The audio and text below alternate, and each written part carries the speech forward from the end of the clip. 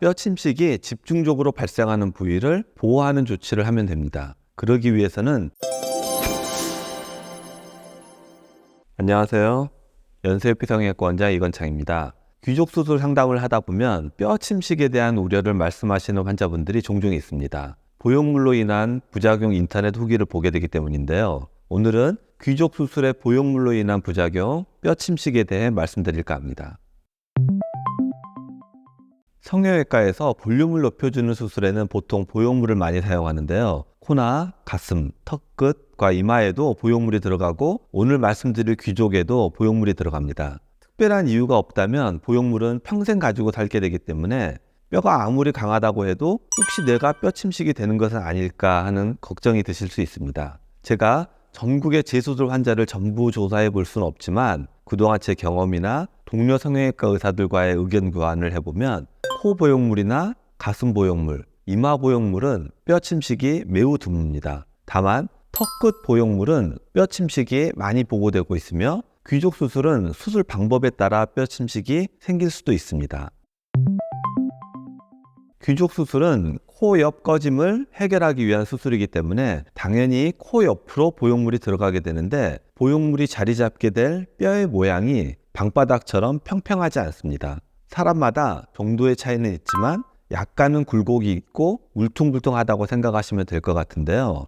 이 울퉁불퉁한 뼈 위로 평평한 보형물 바닥이 위치하게 되면 어떻게 될까요? 시간이 지나면서 튀어나온 부분에 보형물의 압력이 집중되기 때문에 뼈 침식이 일어나게 됩니다. 특히 우리 치아에서 송곳니가 자리 잡고 있는 부분은 송곳니 치아 뿌리 때문에 많이 튀어나와 있는데요. 제가 귀족 수술, 재수술을 하면서 보면 이 부분에 뼈 침식이 집중되어 있습니다. 이 부분에 뼈 침식이 일어나면 엑스레이를 찍어볼 필요 없이 환자분이 금방 느낄 수 있습니다. 송곳니에 통증이 발생하기 때문입니다.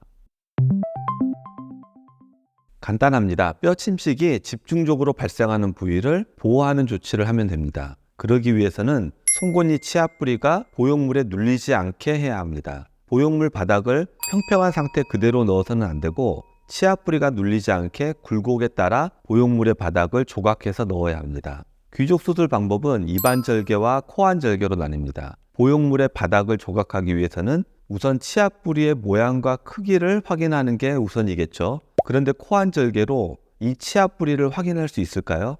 그래서 저는 꼭 입안절개를 고집합니다. 입안절개를 통해 울퉁불퉁한 뼈 모양을 육안으로 확인해서 거기에 맞게 보형물을 조각해서 놓고 있습니다. 그래서 저는 귀족 수술의 대부분의 시간을 보형물 조각에 할애하고 있습니다.